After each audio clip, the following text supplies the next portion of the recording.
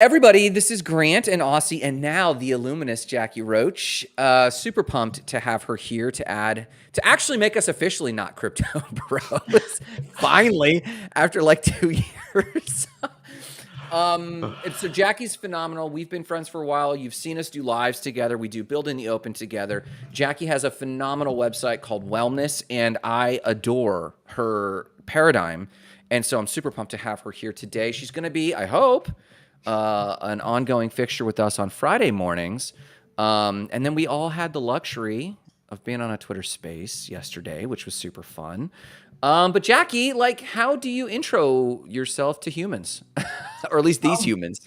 Oh my gosh. Okay. Well, I've been focusing lately on working with creatives and helping them get into the Web3 space, which I guess would just be the decentralized internet space. And it's been an interesting ride because foundationally, I always want to set people up to actually handle crypto and digital assets. I just feel like if you're going to be in this, you should at least know, the money behind it, and you should be benefiting from that as well. And, you can certainly be in Web3 and not do crypto. You don't have to learn about the, financial side of it. But I think it is better if, it's almost like, I'm sure this was similar with you guys. Once you got in, you're sort of in, you start getting into like every part of it. So that's what I've been doing lately. But I'm still working with the Digital Assets Council of Financial Professionals, which really exciting news. FINRA just gave us the designation of CBDA, certified in blockchain and digital assets. So, really what DAC-FP is out here doing is helping financial professionals really get the information they need to serve their clients and to help people expand their portfolios into digital assets, to do it safely, to do it in a way that obviously is in the best interest of their clients as a fiduciary. So it's been a great network to be a part of. And I feel like I'm always just running the spectrum. I keep my hands on DeFi and degen culture and all of that, but I also try to keep it at the highest levels of institutional investment and what's going on in that area too. Yeah. Boom. That's huge. So do we CBDA, and everyone will think CBDCs. That's not what it is. What is it? Say that one more time. CBDA. Certified in blockchain and digital assets. So it means you did your due assets. diligence. You went through, it's a continuing education program, the DAC-FP certificate program. So yeah, you did your due diligence in learning, what is blockchain? What are digital assets? How is this new? How is this the same? What's TradFi? What's DeFi? Where's this industry going? And really simply, how do I, as a financial advisor or professional, how do I give my clients, sound advice on this? Because for the longest time, the past couple of years, you had clients walking into their financial advisors and they were saying, oh, I can't tell you about that. I mean, there are firms actually telling their advisors, yes, you can't tell them about crypto. You can't, so that's what this is combating. And Rick Edelman, who, created this, he was on the radio for 32 years, helping everyday people understand financial concepts. He's a best-selling author. I mean, I've certainly gotten to know him, and he's just a great voice and a great person in this space, really helping a lot of people conceptualize and move the needle forward. And DAC-FP is a pretty big organization. I mean, I was looking at the lineup from the last one you attended and spoke at. And the Vision conference. Yeah. Vision. I mean, there was SEC people there. So this is what I like about this isn't just like institutional per se. This isn't just like financial planners, which technically it is. But what I like about that is really bridging, from degen life to legitimization of this sector in a big way. So I really dig that, man. Yeah. And what's even great, Vision was great it was just in June this year in Austin. And it was the 5th annual. So it's the longest running digital assets conference for people in finance. Mm-hmm. And just like you said, I mean, they're certainly aware of DeFi and what innovators are doing and in what, like the people at permissionless, what they're going to be talking about, they're aware of it. But at the same time, all of this has everything is a gear in a machine, and you really, especially when you're handling clients' funds and things like that and assets, you have to know where things are going. And Rick's whole brand is the truth about your future. So, and that's what I love. I mean, I have his books and he just lays it out plain and simple. And this is how money works. This is how the world works. And this is how digital Mm. assets are going to work. And, let's go to work. Now, I mean, maybe this is like a left-handed shill because it's not you. So forgive me if I'm actually shilling, but like people can go to DAC-FP and now get FINRA certified. Is that what you're saying? Yeah, so they have 4 tracks available. And it is the certificate program itself is recognized by FINRA as the CBDA certification. It's a wonderful network of people. Thousands of advisors have gone through it already. Now FINRA certified. I love the I know. I like emailed them. I'm like, I can say this, right? And they're like, go for it. So, but for real, I mean, it's there's 4 tracks available now, which is great. So they have a crypto professional track, which is the one I sort of talk about the most because I think a lot of people in DeFi and in DGen land, it's great to have that validation that somebody on the team, is taking. I don't want to call it the real world, but the real world seriously and making the best. I mean, how many projects have we all been a part of that everyone thought they were going to be like the revolution and they were going to fix money and then like we all got rug pulled. So, it's good to have people taking it seriously. Okay, in the spirit of getting to know you, I know you might have a few questions, and for those who might watch this later, Jackie's got a few questions for us. This is kind of the hello episode. We'd love for you to get to know Jackie as we have been able to and fortunate enough to be able to. But before you grill Aussie about the land of Canada, which you're like 3 minutes from up in Buffalo. So like, sidebar, Aussie, Jackie was telling me this story the other day about one day. Don't repeat that story. Oh my gosh. Okay. You're in so much trouble. Okay, Grant. I won't repeat Come on. the story, but there is a situation in Buffalo, just how the roads are set up, that if you make a wrong turn, you end up in Canada. And it's the navigation is funny here.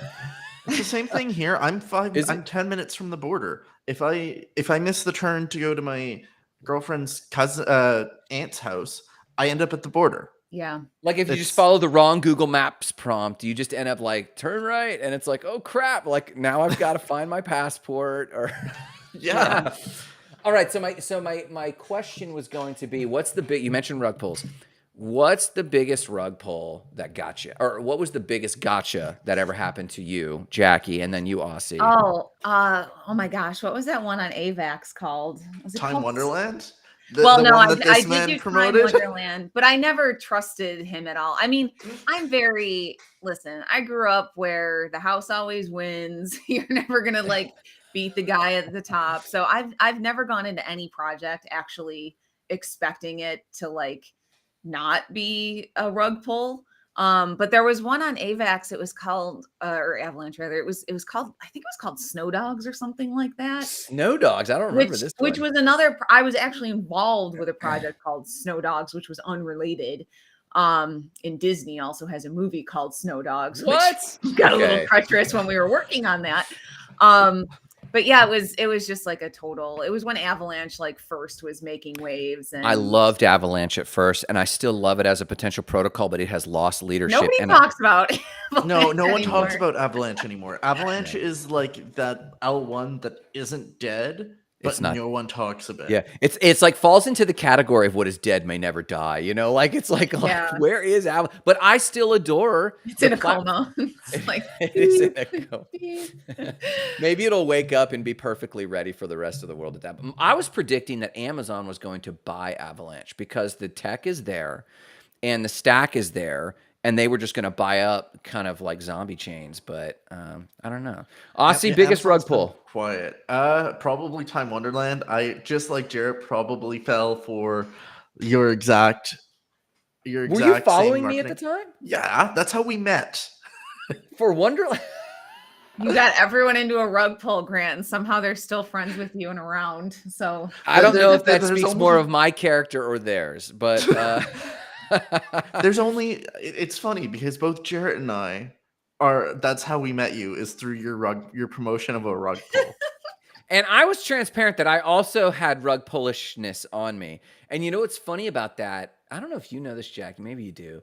Like I had started investment LLCs. and we had like 12 people in Wonderland, and we raised money. And then someone was telling me this, that, and the other, and they're like, "You got to be careful because of these risks." And I'm pretty aware of risks, but there was some other unknown risks about forming LLCs and whatever. You don't say. Well, I've seen a lot of risks, and I was like, no, I'm ready. Let's go ham. And I reached out to all the investors and I said, guys, this thing has taken an absolute dump. And I was keeping up with them, and they also stayed friends with me. And I now like got rid of that position. I've been dollar cost averaging, and we've actually been making ground back, believe it or not, from our dollar cost averaging strategy paid off, is all I'm going to say. And they're still friends too. So sorry, Aussie. Would you guys? Yeah, well, I almost got involved in that. I remember, Oh, but you didn't get involved. This was like, what rug pull were you involved in? I was involved. No, I didn't get involved in your LLC. I almost did. Oh yeah, I almost, but then tax issues because I'm in Canada. That's true. We were talking about that. Jackie, what was your question? You had something going? Would you guys consider like what happened with Terra Luna a rug pull? Oh no, I wouldn't. That's market manipulation. That would there's things that happened after Terra Luna that were rug pulls, like associated with Terra, but the initial collapse and where most people really lost their money, that's not a rug pull. That's market manipulation. Yeah. And are you just looking to kind of define rug pull, Jackie? No, I mean, I guess, well, it's funny because I was, when I first got involved with DAC FP, they had reached out to me and they were sort of courting me to see if I wanted to do a course for them, like be part of the faculty and offer this bonus course on NFTs for financial advisors. How can you think of NFTs and things like that?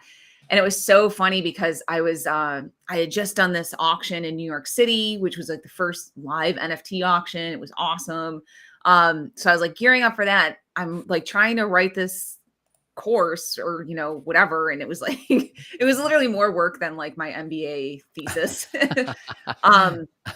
And like the week I'm going to like edit everything, like Terra Luna collapses. Oh. And we had clients at the time that were like deeply, I mean, there were people, they were called lunatics for a reason. I mean, they were putting everything in Luna. And, I had to ask for like an extension. I was like, listen, I've got people in my life right now that are like straight up suicidal over like what's going on with Terra. So it personally affected a lot of people I know in the space. I mean, people were really into what was it, UST? UST. Yeah. Yeah. So it was just like a funny, and then, as soon as I think I did that in May, what was that, May 22? And then NFTs started tanking. And so I'm like releasing this course and I'm just like, none of these numbers will reflect what's going on right now. Don't look at the numbers behind the screen. Don't look at the man behind. It was like the beginning of it. I feel like Terra was like a moment. Like when that happened, it was just a windfall. It was like the moment, the big kind of starting moment of the bear market. It was kind of that defining, it's probably the biggest definition of the start of the bear market, although most people say it started December in 2022. It just kind of depends on, like, that was the moment where everyone realized we were in the bear market. And I also think they realized, I think that's when a bulk of people stopped believing that decentralization meant secure. Mm-hmm. And I think that's an infectious thought, and I think a lot of the continuation and the extension of the bear market there really did it. Aussie, I'm curious, why are you actually that's actually the one market manipulation where I actually made money. I'm one of the few people that actually that's not true. I know some people that shorted the hell out of Terra. No, I didn't short. I used Terra's function of transferring like UST into Luna and then Luna into UST, and I manipulated that to basically make money on that whole endeavor. Just creating little spreads, little butterfly spreads. Oh yeah, I got some nice spreads on because I had some money in Anchor and I used the spreads. So basically, you fed the machine. Oh, I made some money. Oh my God, DGen Hood. So I do want to know though, like at the macro level, without like us issuing an MBA here, Why are you so firmly a believer that it was market manipulation? It sounds like there's a very clear story in your head on that. Because when Terra collapsed, it wasn't because Do Kwon or Terra Luna pulled the liquidity. What started happening was Three Arrows Capital started dumping UST and manipulating the UST Terra system to basically make sure they didn't have to pay their loans back from Anchor. And they manipulated the system so that it would dump the price of UST so that they were not on the hook for as much, and then make money by dumping. And that then created a whole cataclysm of people getting liquidated on longs, and loans getting called back and all of that. And that's why it was market manipulation. It wasn't a rug pull, because money only really started coming out from like the Terra Luna Foundation wallet more or less after the whole collapse had happened. Jackie, you're nodding knowingly. Were you like really paying close attention at the time? I mean, like I said, I don't think she would mind, but Rachel was, they had the down payment for a house in Terra. I mean, she was probably the closest person to me that was like calling me and texting, and like, I mean, it was so fast when it started liquidating. It was just like, boom. I think people that were really, and I never loved Do Kwon, to be honest. Like, another person I was like suspicious, but Grant knows me better than Aussie does, but I'm highly suspicious of everyone and everything. But yeah, I mean, because it was personally affecting her so much, I think I was more like just emotion. I mean, I actually didn't even have anything. I didn't own any Luna or anything. So, but yeah, I think the Three Arrows point is like a big part of the story, and which blows my mind, because they were Anchor. You tie this to Anchor and loans on Anchor, and I'm thinking Anchor was only running 20%. Was Three Arrows like underwriting all of this, or floating, or pulling their own loans out of it? They were manipulating. They were farming between GPTC, which is Grayscale's trust, and regular Bitcoin, and floating it using loans from Anchor. And they started, at one point, GPTC was usually trading at a premium, but then it started trading at a discount. And this created a whole negative flow for them, where they were burning money rather than making money, trying to fill the Grayscale. And that's why they started running into huge issues. Yes, Jarrett, it's totally Buffalo. It's the Riverside District or whatever. Jackie's like, I can't do my wellness mountains, which fills her soul, right? So she has to find something. This is the Restream district of Buffalo. This is Earth 2. This is the metaverse version. Yeah, no, I don't know. I like it. Thanks. I think it suits me, maybe. Well, I don't know how private that pool actually looks, but like, do I have a pool? I do. Oh, look at that. I didn't even know. Maybe it's the one click where it turns into like, it darkens itself. Maybe it's the fancy. Oh my gosh. I know. I don't like how this keeps fading. Anyway, let's move on. That's all good. Let's move on. So, Jackie, do you have any questions for Aussie or I, and our Getting to Know You episode of Welcome Jackie to helping us not be crypto bros? Yeah. Well, I mean, I think it was interesting. I can't remember what space it was on, but they were like, Aussie's the Gen Z spokesman for a billion people on the planet right now. So I guess I don't know if I've ever heard your like come to crypto story, Aussie. So I just okay. What's your testimony, brother? What's my come to crypto story? Actually, I got scammed was my first thing. Okay. First thing was, I was in essentially last year high school, first year university. We've got this kind of like bridge thing called Cégep in Quebec, where I live. And I was in a intersession. I was in a doing classes between semesters. And a guy started talking to me about the dark web during our... Oh, great. And about the Silk Road. And he talked to me about Bitcoin. And so that was the first time I ever heard about Bitcoin. What This year? is last year? No, this was 2016 or 2017. I was gonna Oh, say okay. that goes back a minute. Yeah. Okay. Yeah. So this was like 2016, 2017, but he was trying to show me how to get into Bitcoin, and I was just like, bro, that's way too complicated. So I was like, I'm not gonna try. I'm not even gonna try. I'm not even gonna try. And then from there, I got scammed in 2021. Fell for one of those comment things because I wasn't paying enough attention and lost some money. And then kind of, I had always been into trading stocks and that kind of stuff, and kind of got into trading, and that very quickly brought me into DeFi. And from there, I kind of was hooked. I've not been, I would say, the biggest into NFTs, but I've always kind of dabbled in all of it. So that's my Interesting. bring me to crypto story. That's how I got here, and from there, I'd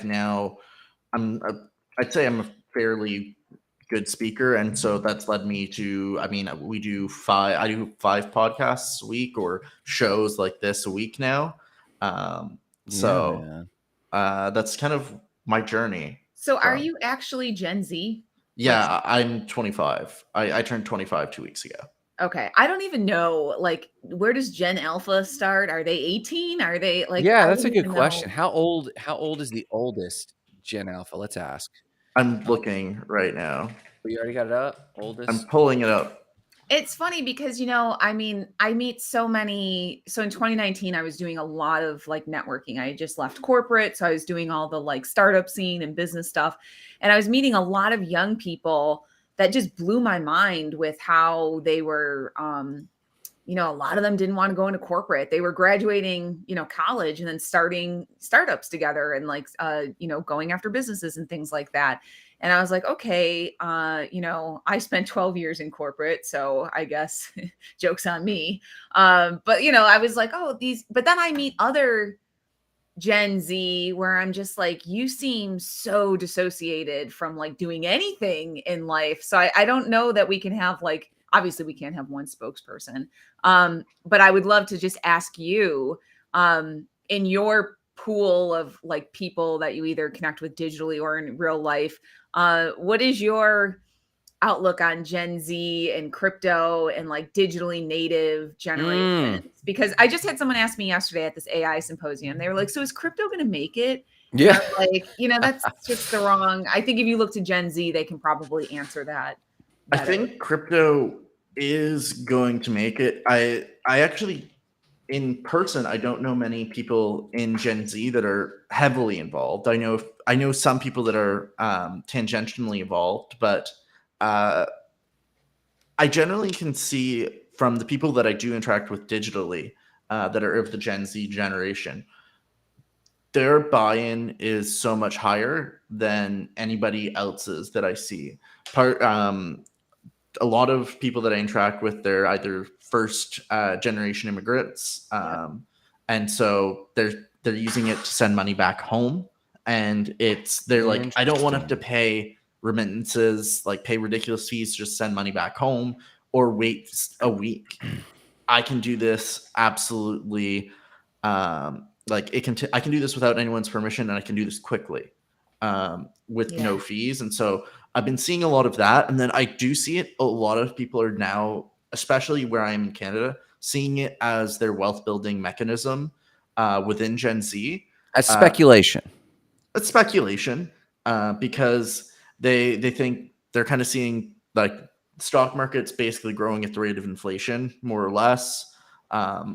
You can argue, depending on your allocation, you might get a little bit better returns than inflation, but they generally see inflation kind of matching the growth of the stock market. And real estate for most of them right now is totally out of reach. And so they're like, well, if I want to be able to ever afford a house or anything like this, crypto is the way to do it. And some of them as they start there, and then I've got friends that have kind of started exploring DeFi and who are seeing, oh, hey, NFTs have a lot of very interesting use cases outside of just being a picture.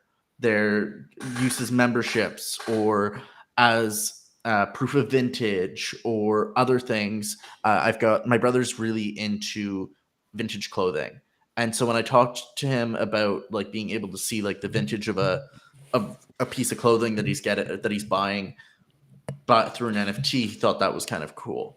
Is And he older or younger? he's younger than I am. Okay. He's 8. He's 20. Nice. So, so they were all of those things kind of there. Everyone's brains are starting to tune in to, hey, there's some really useful things that we could do that we couldn't do before, and there's a certain amount of them that are like, hey, I don't necessarily need to trust corporation A. The ledger and the public blockchain allows me to prove what's going on, or see that kind of proof of supply chain, etc. And so that's kind of, I'd say, a Gen Z's perspective. I can't even imagine how fast the world is going to get because kind of to what you're saying, Aussie, like a lot of the people I know that have really gravitated or really flocked to this, they're international people. They travel a lot. You know, it might be the digital nomad lifestyle, but crypto is just so easy to transact. It's fast, it's verifiable, like all of those things. And I think it's just, you know, okay, so Grant, you just wrote Gen Alpha, or yeah, Gen Alpha is mostly under 13. I can't even picture a 13-year-old, you know, in 7 or 8 years when they're an adult. They're not going to wait for intermediaries. Like that's not even going to be something in their head. Like everything is going to be expected to be instant, and digitally native coins and tokens make that possible. That raised a question though. Like, so this might be a moment or a possible moment where we bridge to kind of recap some of the stuff we learned from Allison's awesome space yesterday. But this was brought up in the space yesterday, and you said this in Aussie. You just made this point. I don't want to lose track that we're talking about Gen Z's paradigms, and I think that that's a valuable paradigm. But as three people, not necessarily about Gen Z, but I can Venmo you guys money instantly. Like, what is the big deal about Okay, so you intermediaries? can Venmo me money instantly, but I have to wait for money. Like I got a certain amount that I could move onto Venmo at a given time. I can't move, like, banking wise, I can only move so much money into Venmo at any given moment in Canada. And I then have to wait for that money to settle in Venmo, and then I can send it. It doesn't work. You're talking multiple day process. My dad's currently sending me money, and it's going to take him over 2 weeks to a month, at least a month, to actually get me that money because of What? of digital limitations on That's transactions. like one of those things that, like, I've been lifting weights for a month and I'm not seeing definition. The answer is you're doing it wrong, right? Like, I mean, like, I've had that happen to me. Someone tried to pay me like a substantial amount for like a contract or whatever, and he got denied. It was like marked suspicious, you know. So I think maybe what you're getting to, Aussie, too, is like Venmo still has that like feel of like, you know, even in the US, what was it? Like if you made over $600 or something, you were going to have to report it. And this was like, if people were paying for you for a camping trip with you or something, and now it's going to look like I was running a business. I mean, there was a lot of like, it's still very big brothery, I guess. Crypto doesn't have that feel to me. well, I mean, I agree, but I even think about Coinbase. Like, technically, we know settlements in the world, like not just DeFi, not just TradFi. In the world, we know that banking settlements take a while to settle. But there is in place in nearly every, not just Venmo, but like every app, every service I use, where they do a preliminary credit before actual settlements, before like the actual bank has done its thing. But like people generally have access nearly immediately. Is it only big lots of money that you guys have been hung up, Big or lots of like, money. Like I'm talking $3,000 or more Canadian. Yeah. so like when we talk about the pain that's being, like, I'm always thinking about this from a marketing perspective, like experienced pain. Like, Are people going around going, God dang, someone sent me $50 and I still don't have it? Like, I mean, I know people that it's like my dad. We were having a rugby dinner last night, and because my dad had used his Interact e-transfer limit up, sending me money, he couldn't contribute to it electronically at all. He had to go down to the bank, pull out cash to then do it because he'd used up his limit for the week. And man, so that's all like right. that is an actual pain. And I know a lot of people who kind of suffer from like, well, either they're contractors, so they pay their employees this way, or you're Mm-hmm. paying rent and you're doing multiple things where like maybe you're a carpenter and you get money right into your personal account, you pay your employees from that account, and then but you're also renting, and the rent has to come out via an Interact e-transfer, and then all of a sudden it's like, oh, I've hit my limit, sorry, I can't pay you today, I've got to wait 24 hours, or I've got to wait 72 hours or a week before that money clears. And that's like, that is a pain in Canada. That is a pain that I know as well is felt pretty often. Interesting. I guess other countries or other groups really have this problem, but like, I don't walk around thinking it's not fast enough. Like I can't even remember the last time speed was the issue. There was other things. What, Jackie? Go. I don't know. I mean, I just keep getting this feeling that like, I don't know, crypto's like a vibe. Like it's I do agree with that.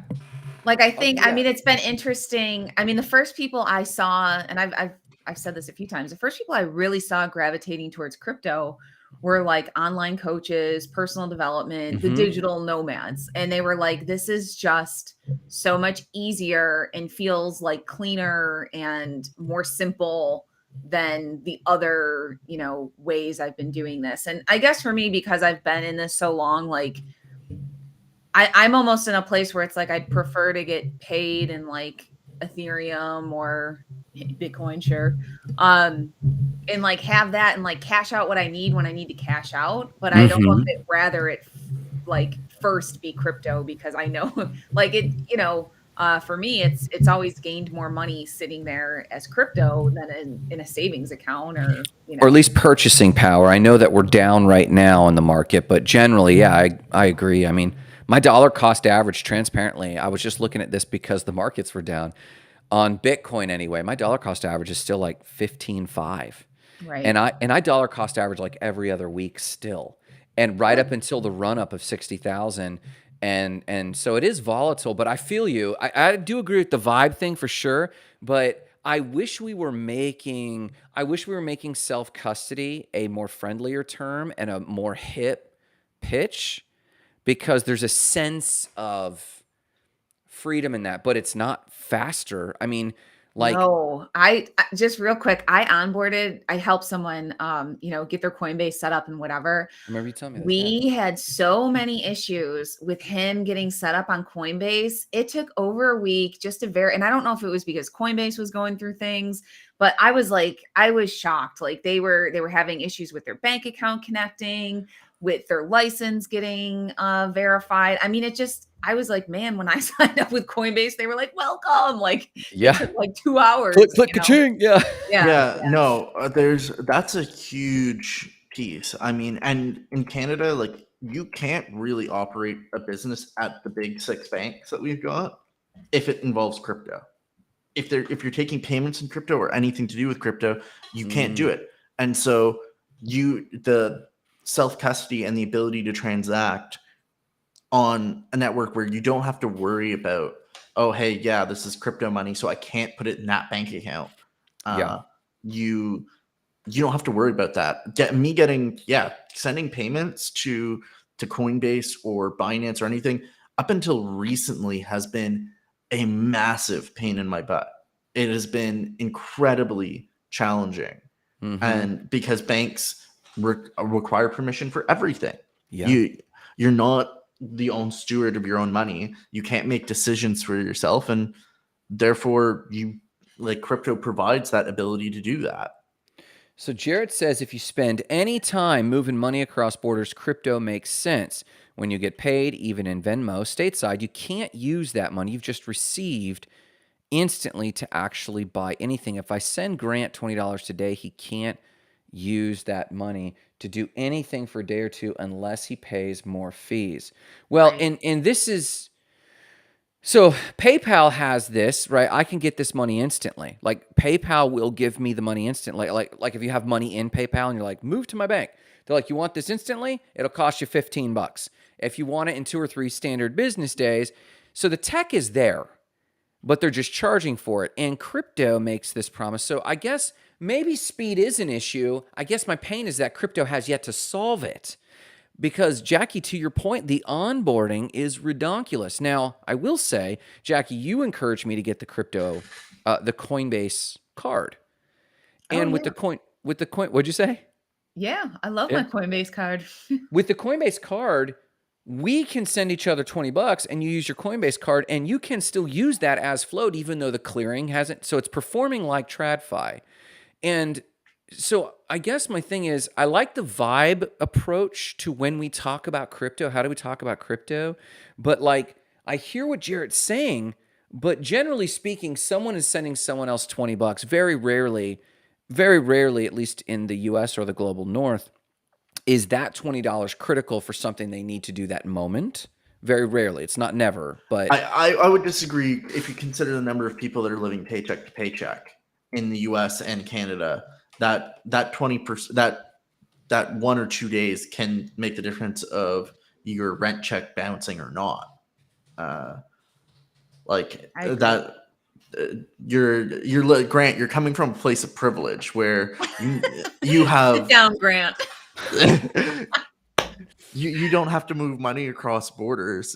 You've got so many different business bank accounts that you don't have to worry about, oh, I need to send someone $5,000.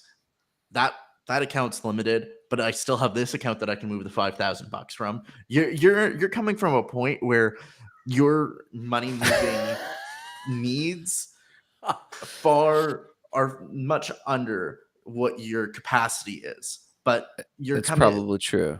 Whereas in the case of like Jarrett or mine or someone living paycheck to paycheck, they probably only have one bank account. And if they might need that money very quickly, so that maybe they can they can buy groceries or anything like that. And so Interesting. You're coming from a point where you're sitting on a nice float and you've got a number of bank accounts that you can move money from, that if bank account X is a little bit low, you can move it from bank account Y. And because you're moving it within your own accounts, it doesn't make a difference. But there's a lot of people that $20 that's a big deal and they don't have that flexibility. So CNBC is reporting as of a day ago that 61% of adults in America are living paycheck to paycheck. Oh. In other words, they rely on those regular paychecks to meet essential living expenses. And then Jarrett goes on to say, I disagree. I have multiple friends who $20 is a lot. I agree with Austin. Since the pandemic has started, there have been so many digital cash advance products. I do agree with this, to get people paid even $100 a week. So both what you said, Aussie, and then this CNBC statistic is really interesting. I want to offer we can ignore that comment. So like actual case in point, could either of the two of you within the last 2 weeks, a normal paycheck cycle, think of someone in your life, and you don't have to give away details, who needed money the minute it was promised? Like they needed to use it. I mean, I know someone like Aussie was kind of touching on, like their employer couldn't pay them. Like, and that's happening like for a lot like now. Is that recession factors or just delay because of banking factors? I don't know. I mean, I would say it's probably recession related. I mean, you know, when you get to the point where your business can't pay your employees on the day they're supposed to get paid, and they're, and as an employee, you have a choice like, okay, am I going to quit this job and go find another one? or, and that's not always as easy as In people this think it is market, yeah, either. Yeah. exactly. So, I mean, and now I think what's crazy too is like a lot of people are working quote full time, and full time hours now can be 27 hours a week for certain, and Yep. that's not full time. So you're Yes. not. I mean, so yeah, I think it's and man, 61%, that's high. That's over Sounds half, high. and it's real. I mean, Wow. things are really I changing. I know quite a few guys that I play rugby with that like, but they do decent for themselves, but yeah, between when the car payment might come out and some things like that, or oh, we've got to buy our ticket for the bus to get down to the game, uh that's a couple hours away. Like sometimes it's like, okay, do I have everything lined up properly so that between when I get my paycheck on Thursday or Friday and when all of these different things have to come out of my bank account, am I good? Am I Yeah, not because going into an otherwise they're overdraft? gonna get nailed with late fees, Oh, and yeah. people Overdraft are just fees. buried right now. I don't know. I try not to be like doom and gloom about this stuff, but I mean, the stuff I see before my eyes is just, it's a Mm. very unique environment that we're going into. And, man, you guys talked about UBI not too long ago on the show. Mhm, And I mhm. mean, this is the stuff that makes me feel like UBI is inevitable because Inevitable, you say. yeah, I just think we have Interesting. swaths of people that, and you think about it, what has every landlord done since COVID? Raise the rent, and how high? Like more than they've ever done it before. You can't just raise people. They can. They're just raising people's rent $200 to $400 a month. Like that's Yeah. someone's. That could be someone's half their paycheck. Yeah. So everybody's, you know, they're they're like bleeding out a group of people that have like barely any blood left. And they're Sure. just, we all just keep going to the same, Yeah. and it's another reason why we maybe started this out with the whole mass adoption thing. I just don't see that like happening because the masses aren't in a position To to be invest. playing this game. So Or to spend the time, like your point, Jackie, is so salient about how long it takes to learn. Aussie knows because he's managed trading bots. He's done some very advanced, as he said with Terra Luna, advanced investment strategies. And we're talking a little bit about Gen Alpha, kids 13 years or less, who I'm sitting here and I'm thinking on one hand as even more digital native or meta native, maybe we need to say that for that. Like we're digital natives to a degree. If we're digital natives, they're metaverse natives. And so they might just talk very fluidly about this sort of stuff. But at the same time, like they've got to figure out not only the metaverse and this elongated onboarding process, but they also have to do a cost benefit analysis of the time it takes to also learn the trading, to also learn DeFi. And it's like, man, like it's an investment to learn all these elements. Jarrett says, Jackie, I couldn't agree more. I think UBI, yeah, Jarrett's very pro UBI, I believe, or something like it will be needed. So basically, what Jarrett's saying is he believes in WorldCoin. I'm just Oh kidding. my god! He's gonna blow me up. You're a dead man after that comment. In a world where tech is making the average human more productive, and the challenges we need to solve need less human labor. Labor. I know this is the fear and the rhetoric. Do you guys think this is true though? Yeah. That this tech is making human labor less relevant? Yes. It Why? 100% is. I've been seeing outside of like everything. I've been seeing. Sorry, my things just started binging. But I mean, there's so many people that are just like, oh yeah, we're downsizing because they found AI solutions that automate processes or automate fact checking on data and other things. And we're seeing, I mean, cashiers are being replaced by self checkout machines, and you're like, there's downsizing across most industries. I think the only major industry, and I actually had a conversation over the weekend that's making me think maybe differently, is construction and the trades, that maybe is the only industry where it's really hard to find replacement. But even then we're seeing 3D starting to be able to 3D print buildings. So, and I heard my province lost 30,000 construction jobs this just last month, which to me That's is big. that's I mean that's a lot of jobs. We're only 8 million people in my province, maybe 9 million now. Like that's a not a small drop in the bucket. I met a young man. I'll tell you something encouraging. Jackie, did I just cut you off? What was your thought? No, you can go ahead. I just met a young man. I think he's young Gen Z, if not older Gen Alpha. He works at the local coffee shop. He's tallish. He looks like he's a child. He literally looks like he's 17. He's got his fingernails painted black, but they're chipped a little bit. And I'll get to that comment in just a quick second, Jared. Thank you. I asked him what he's up to and why his fingernails were chipped. He works in a cafe, so you just expect some chit chat or something. He said, I'm rehabbing the duplex next to me. I said, come again? He said, I live in a duplex. I fixed it up, and I realized I have no future in anything except what I can do with my hands. Now, that sounds like there's a tone of despair in it. The way he delivered it, he was very excited about this.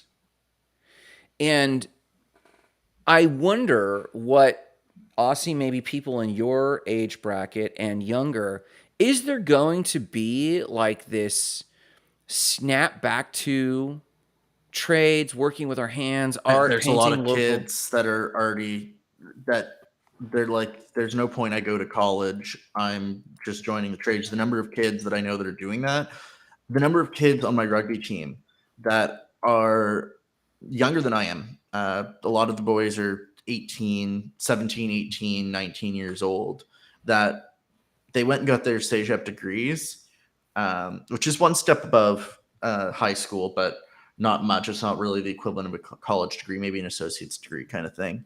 And they're like, it's better off that I'm going to go learn how to be an electrician or a plumber, an HVAC guy, because there's better opportunities. I can get going quicker, and I know I'm not going to get replaced, or the chances of me being fired, if I get fired, there's the chances that someone else is going to hire me are 100 times higher. And that's what I've been hearing from a lot of boys. I think there's 10 boys right now that are on the team that are eligible to go to their first year of university. 6 of them are going to trade school. 4 of them are going to university. Wow. Jackie, your thought that I cut you off from before. I think it was really interesting how you said, like, maybe we should call them the meta culture. And I think it's less about metaverse and more about like meta in the sense of layers and digital layers, which I think are just, I was lucky to have I went into graphic design when I was 18. And so, learning Photoshop and the Adobe suite, and even the earlier programs, CorelDRAW and things like that, layers were set up. So I've naturally thought in layers for a long time when it comes to tech. And then of course, anyone that does coding and things like that, I take it for granted sometimes. And I realize I meet a lot of other people that if they don't have that layer background in their head, for whatever reason, they never had to use it. Like meta doesn't come as easily to them. And when I was at that AI symposium, they were talking about these digital architectures, and we all, again, take this for granted that we're working in a field where I remember going deep diving on Wonderland, and I was like, okay, it was the first time I heard like a rebase project. I'm like, okay, so what's rebase? So now I'm like going through and I'm like, okay, here's where it forked and like whatever. And I think of manual labor. Like I live in a post-industrial town, and it's like we would hire these people to walk on beams, and they were putting steel up, and there was and then machines started coming. So the cranes started putting these things up. And I think it's the same way in the digital architecture world. Like we're designing deeper and deeper and deeper in these meta layers. And if you're starting at the surface, it's kind of hard and overwhelming to figure out like, how did we even get to machine trading bots or machines doing this or doing that? I think physical labor will be a luxury. I think mental labor, what we saw happen to people's physical bodies in an era of industrialization and manual labor, we will start to see happen to people's brains. I think labor unions are going to be negotiating screen time and, how much can you put someone's eyeballs through? Like, Interesting. set of issues. That's interesting. That is, you've been my new voice for labor unions. I never thought once about it till we became friends.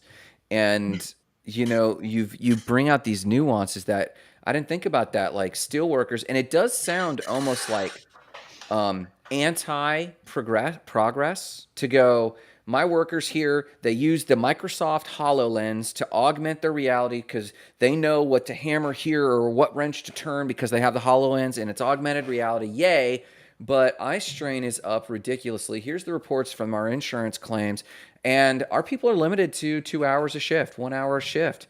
And it's like, well, do you know how much progress we could lose? And it's like, yes, it's called humanity. And it's just like, I never thought about that. That's a pretty big thought. Austin, did you want to build on that? You were shaking a finger. Go ahead.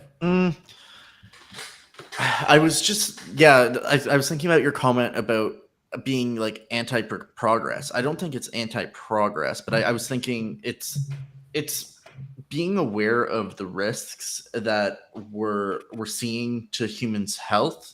And I think we're becoming much more aware of human health and being aware of what these things can do to human health before they even happen.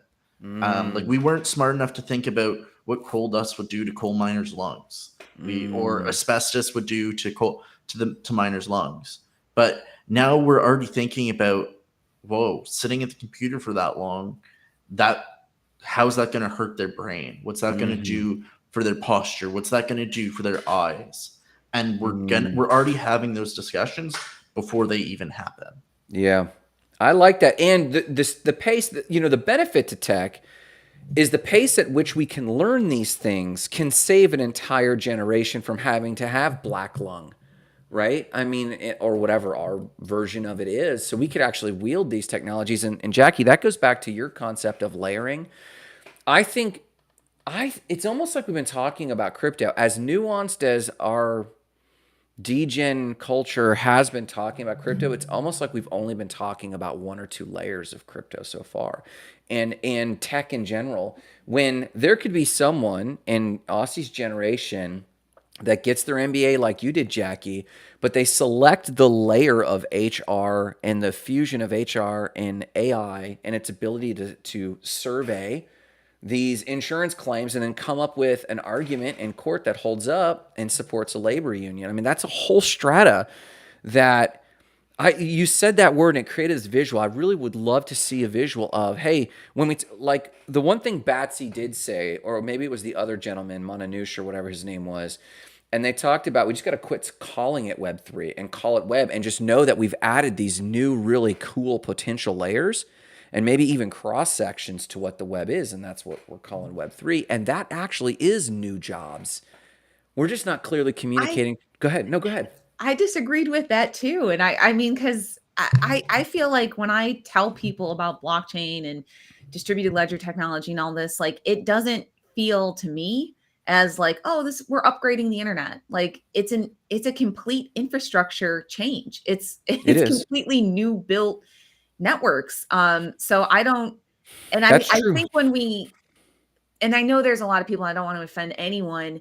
I know there's a lot of people out there that want to rush adoption, that want to tell people, oh, it's just this, and we're just doing, but I think that really takes away from the moment that we're in. And I think it is a really special moment. You guys have heard me talk. I mean, I always say this, if you're in this room and you're listening to this, you're very lucky and you're very privileged to be hearing this information, to even know about this, to go research rabbit holes. I think back to our grandparents' generation when they saw all this automation coming and automobiles and all of this.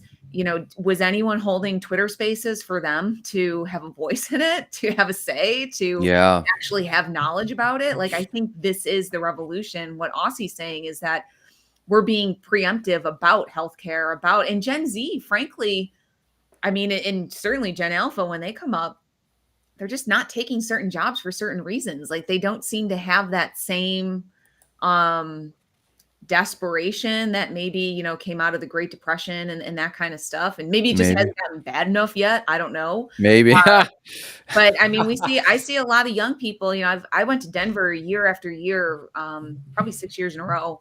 And I mean, to watch the homeless population there of young people that look just like me, choosing to be homeless and live in a park or with their dog and their girlfriend. And they were just living outdoors now, and it was because they weren't going to work and they weren't going to, I mean, this is like a real moment that we're living through right now.